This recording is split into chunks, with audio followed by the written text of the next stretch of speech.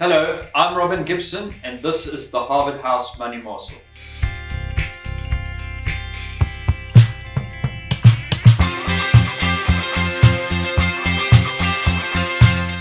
Welcome back. Thank you for joining us. Please don't forget to like and subscribe. Click the bell so you get a notification of when we release a new video. I'm sitting today with Nick Rogers, Portfolio Manager at Harvard House. Welcome, Nick. Hey, Robin, how are you? So, Nick, we've been talking a lot about inflation and interest rates with Vinny and Michael, but I thought I'd like to go a little bit more sort of portfolio specific. Yeah. It's been a year, just over a year, since Russia invaded the Ukraine, and we know some of the issues around that in terms of inflation and coal prices, etc., etc. But we also have companies that have ventured into Russia from a business point of view. One of them is Mondi, which is widely held in our portfolios. So how does something like the events in Russia invading Ukraine and the sanctions impact a company like Mondi? Thanks for having me, Robin. And yeah, good question on Mondi, because it is, it's a core holding. It's a great South African industrial, but a multinational at the same time.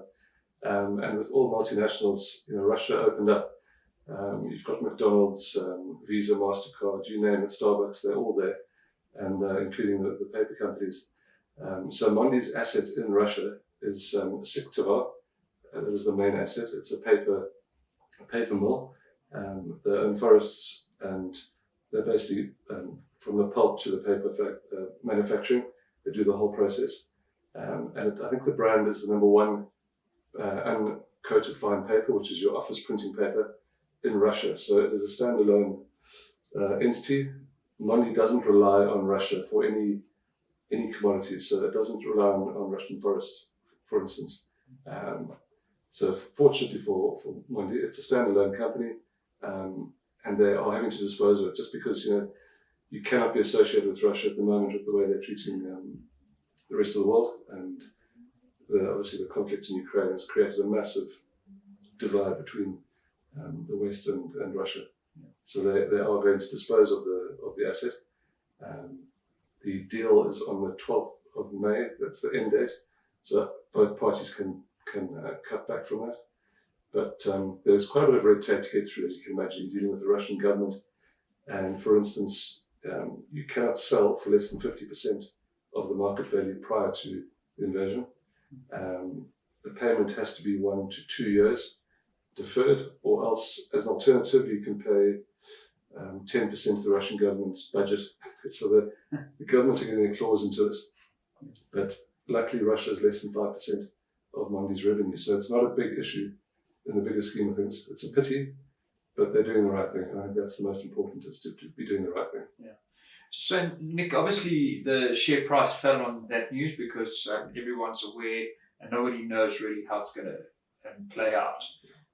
But when we look at Mondi from an asset management point of view and looking at the valuation, this actually presents a really, really good entry point into Mondi because of the balance of the business, because there's been some mispricing on the Russian side into the balance of the business. So obviously we would hold it from there. What are the potential upsides and what are the good things about Mondi that we've seen that make us keen to hang on to it?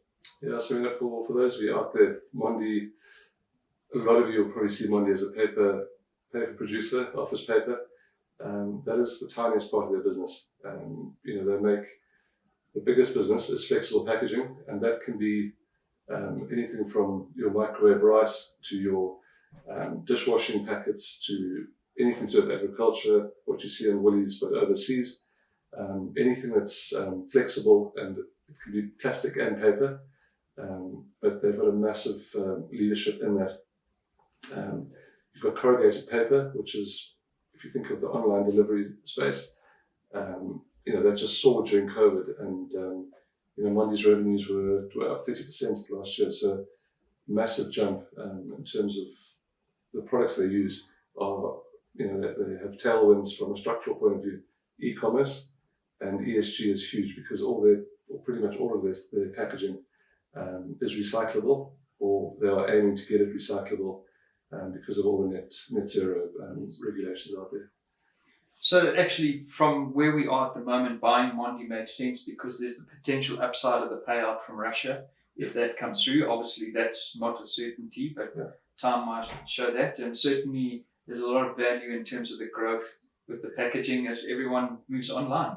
Correct. And I mean, the share price hit over 400 Rand before the invasion. They announced the disposal and to get out of Russia within 2 months. And the share price is now sitting below 300 Rand. So it does offer value. And the market has sort of discounted Russia, but we think it's too far. Maybe 20% too far in terms of the peers' performance. We also have Russian assets. So we think there's value in Mondi.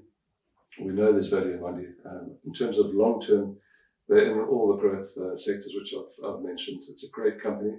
It's vertically integrated from the forest all the way to the end process.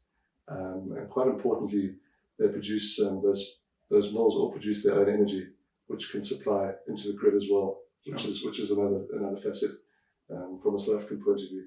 But a great company, roughly 3% divvy. But if the Russian story plays out, there's a potential for a big special dividend. It's not confirmed, so we're not going to, we're not saying 100%, but you could be getting a 15% divvy over that period from Mondi once off if it plays out. And it's just another perfect example where market valuation really doesn't impact the dividend at the end of the day. It's only 5%, as Nick says, of the whole company. Dividend flow is really well supported by cash flows and debt levels. And so we just think it's a continued holding that will pay out income into clients' portfolios. Thank you so much for joining us. Please join us again next time. Don't forget to like and subscribe. Thank you, Nick. Good. Goodbye, everyone.